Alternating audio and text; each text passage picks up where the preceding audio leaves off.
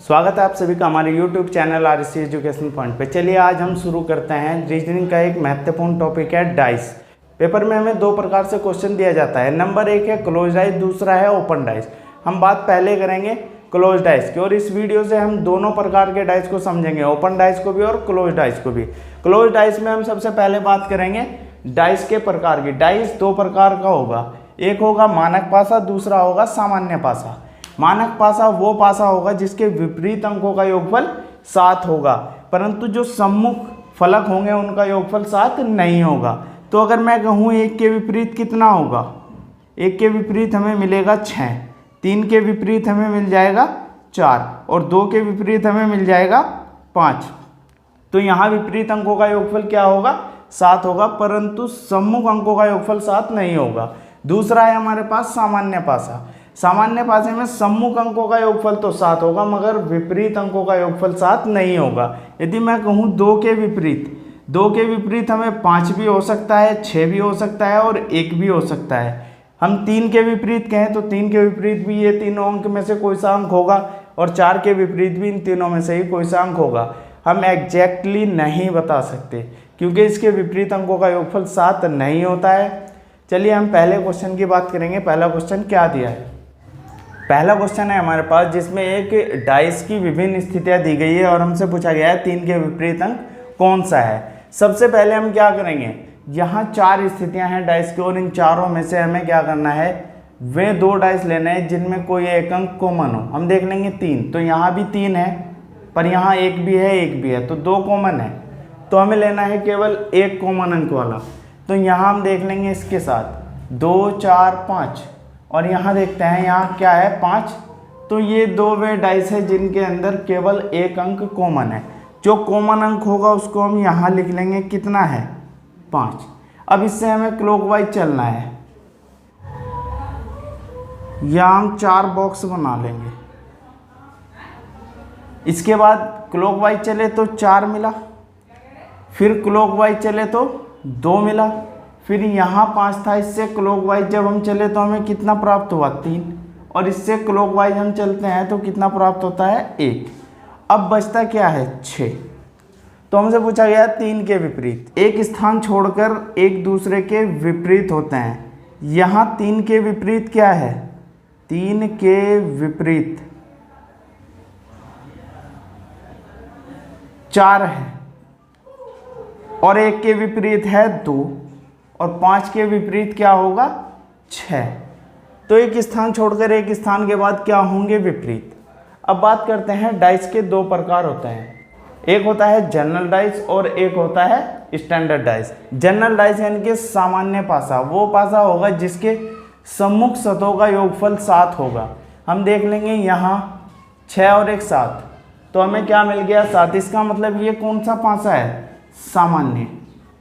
और दूसरा जो डाइस होता है उसके सम्मुख सतहों का योगफल 7 नहीं होता मगर विपरीत सतहों का योगफल 7 होता है। तो स्टैंडर्ड डाइस का भी हम इसके बाद सवाल एक ले लेंगे। ये जो हमारा मेथड है इससे हम सामान्य पासा और मानक पासा दोनों के क्वेश्चन हल कर सकते हैं। अब हम देखते हैं अगला क्वेश्चन हमें क्या दिया है। क्वेश्चन नंबर 2 दिया है, यहाँ हमें एक डाइस की 4 स्थितियाँ दी गई है और उसमें हमसे पूछा गया है कि 2 के विपरीत अंक क्या होगा। तो हम यहाँ क्या करेंगे, जो हमने पिछले क्वेश्चन में मेथड लगाया है उससे भी हम इसको हल कर सकते हैं, या फिर हम देख लेंगे यहाँ हमें 2 अंक यहाँ कॉमन दिए गए हैं 3 और 4, यहाँ भी 3 और 4, तो जो शेष बचता है वो इसके विपरीत होगा, यानी कि 2 के विपरीत यहाँ क्या होगा 5। और ये भी कौन सा डाइस है, ये भी जनरल डाइस है क्योंकि यहाँ क्या है 4 और 3 7, सम्मुख सतहों का योगफल कितना है 7 है। क्वेश्चन नंबर 3 दिया है, यहाँ भी हमें एक डाइस की 4 स्थितियाँ दी गई है और 3 के विपरीत अंक पूछा गया है। हम चेक कर लेंगे ये स्टैंडर्ड डाइस है या फिर जनरल डाइस है। 4 और 5 9, 6 और 5 11 और यहाँ किसी का भी सम्मुख सतहों का योगफल 7 नहीं है। इसका मतलब स्टैंडर्ड डाइस है, इसके विपरीत सतहों का योगफल 7 होगा, यानी कि 3 के जो विपरीत अंक होगा वो 4 होगा। स्टैंडर्ड डाइस में क्या होता है, विपरीत सतहों का योगफल क्या होना चाहिए 7, पर उसके सम्मुख सतहों का योगफल कभी भी 7 नहीं आता है। इस क्वेश्चन में हम पहले वाला मेथड भी लगा सकते हैं, पर उससे थोड़ा क्या है, लेंथी हो जाएगा। पर यहाँ जब हमें दिखाई दे रहा है कि ये एक मानक पासा है यानी स्टैंडर्ड डाइस है, तो उसके विपरीत सतहों का योगफल कितना होता है, 7 होता है। तो हमने उसी लॉजिक का यहाँ यूज किया है। अब है हमारे पास ओपन डाइस। ओपन डाइस का पहला क्वेश्चन हमें दिया है, हमें ओपन डाइस दिया है और उसको फोल्ड करके यानी कि उसको बंद करके हमें एक डाइस बनाना है, और वो डाइस इनमें से किस डाइस को प्रदर्शित करेगा। तो जब ओपन डाइस दिया गया हो, वहाँ हमें सबसे पहले क्या देखना है, इस लाइन को देखते हैं। हमेशा एक स्थान को छोड़कर उससे अगला स्थान क्या होगा, एक दूसरे के विपरीत होगा, यानी 2 के विपरीत क्या होगा, 4। तो 2 और 4 जब विपरीत में है तो एक साथ कभी दिखाई नहीं दे सकते, यानी अगर 4 दिखाई दिया उसके विपरीत क्या होगा, 2 होगा। और यहाँ क्या है, 2 और 4 दोनों एक साथ दिखाई दिए, इसका मतलब ये ऑप्शन क्या है हमारा, गलत है। और यहाँ इसके बाद 1 और 6 ये क्या होंगे, एक दूसरे के विपरीत होंगे। अब 1 और 6 अगर विपरीत हैं, ऊपर 6 है नीचे क्या होगा 1, या ऊपर 1 है तो नीचे क्या होगा 6। तो यहाँ 1 और 6 एक साथ दिखाई दे रहे हैं, तो ये भी हमारा ऑप्शन क्या होगा, गलत होगा। इसके बाद 3 और 5 जो बचे हुए हैं वो एक दूसरे के विपरीत होंगे, यानी 3 और 5 को हम एक साथ नहीं देख सकते। तो 3 और 5 यहाँ हमें एक साथ दिखाई दिए, इसका मतलब 3 और 5 एक साथ नहीं दिखेंगे क्योंकि एक दूसरे के विपरीत होंगे। तो यहाँ से हमें आंसर मिल जाता है नंबर 3। अगला क्वेश्चन देखते हैं। ओपन डाइस का दूसरा क्वेश्चन हमें दिया है, यहाँ एक ओपन डाइस दिया है और इसको फोल्ड करके यानी इसको बंद करके हमें निम्न में से कौन सी स्थिति प्राप्त हो जाएगी। तो सबसे पहले हमें देखना है एक स्थान छोड़कर एक स्थान पर क्या होता है, एक दूसरे के विपरीत। यानी अगर 2 दिखाई दिया तो 5 दिखाई नहीं देगा क्योंकि ये दोनों क्या है, एक दूसरे के विपरीत। और यहाँ ये एक दूसरे के विपरीत हैं और जो बचते हैं वे आपस में एक दूसरे के विपरीत होंगे। तो यहाँ हम देख लेंगे जहाँ 2 और 5 होगा वो एक साथ नहीं हो सकता। यहाँ हमें एक साथ दिखाई दिया, इसका मतलब ये आंसर हमारा नहीं होगा। इसके बाद है 3 और 4। 3 और 4 को हम एक साथ नहीं देख सकते क्योंकि ये क्या है, विपरीत हैं, तो ये भी हमारा ऑप्शन नहीं होगा। 1 और 6 को भी हम एक साथ नहीं देख सकते, तो ये भी हम आंसर क्या होगा, नहीं होगा। इसका मतलब आंसर कौन सा है, पहला है। यानी इसको हम फोल्ड करें तो हमें ये स्थिति प्राप्त हो जाएगी। क्वेश्चन नंबर 3 में हमें एक ओपन डाइस दिया गया और इसको बंद करके यहाँ 4 स्थितियाँ दिखाई गई हैं, यानी इसको बंद करने पर इन चारों में से कौन सी स्थिति संभव है ये हमें ज्ञात करना है। अभी हमने पहले जो क्वेश्चन में बात बताई थी वो क्या है कि एक स्थान को छोड़कर एक स्थान के बाद एक दूसरे के क्या होंगे, विपरीत होंगे। यानी 2 के विपरीत क्या होगा, 6। जब 2 और 6 एक दूसरे के विपरीत होंगे तो ये एक साथ दिखाई नहीं देंगे।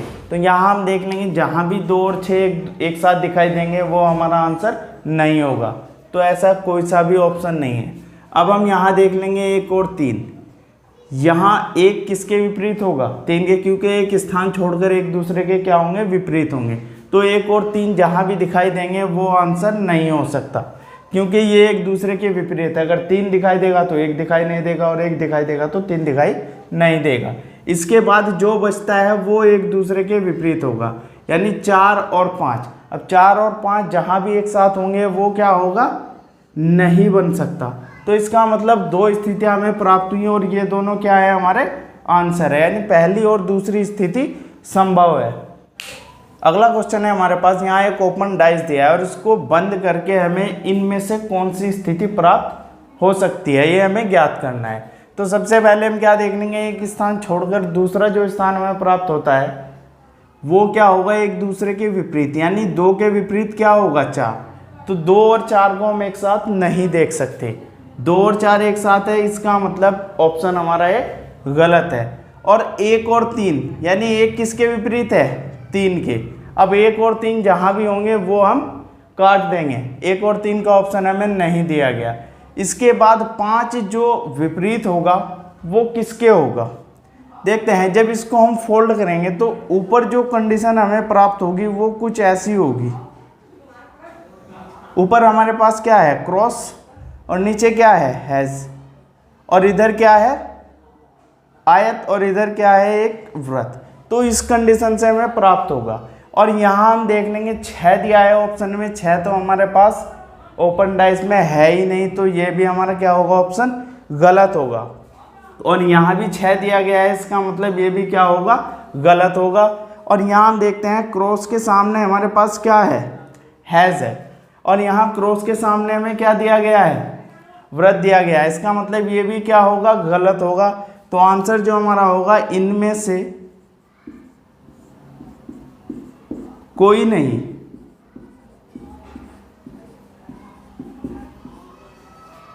यदि आप सभी को वीडियो अच्छी लगी हो तो इसे लाइक, कमेंट और शेयर जरूर कीजिएगा। धन्यवाद।